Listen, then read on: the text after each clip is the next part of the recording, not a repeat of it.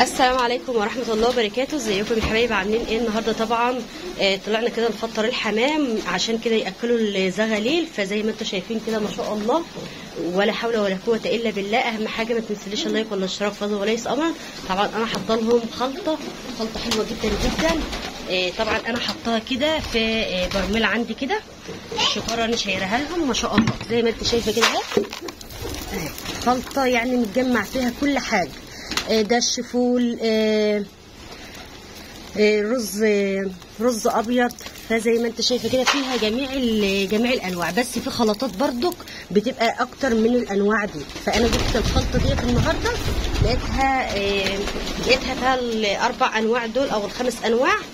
فلازم بقى ايه بطلع كده ايه عشان ياكلوا الزغاليل. فما شاء الله زي ما انتم شايفين كده اهو مشروع حلو جدا جدا. حتى لو انت حبيت ان انت تربيه هتشوفوا الحمام الصغير وده برضك اهوت.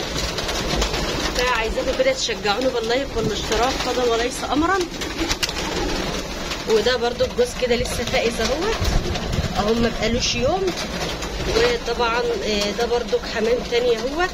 فبجد يعني مشروع حلو جدا جدا. اهم حاجه عايزاك تشجعيني باللايك والاشتراك. ولو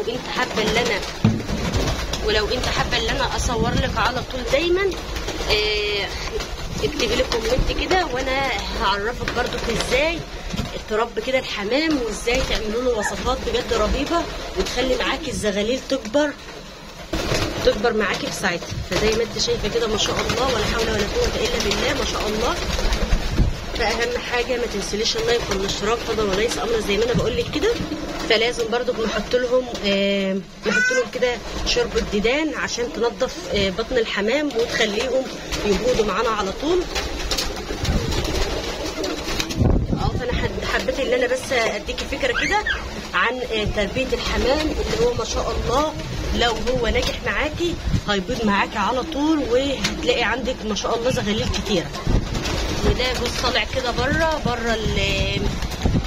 بره العين بتاعته ما شاء الله حلو جدا جدا.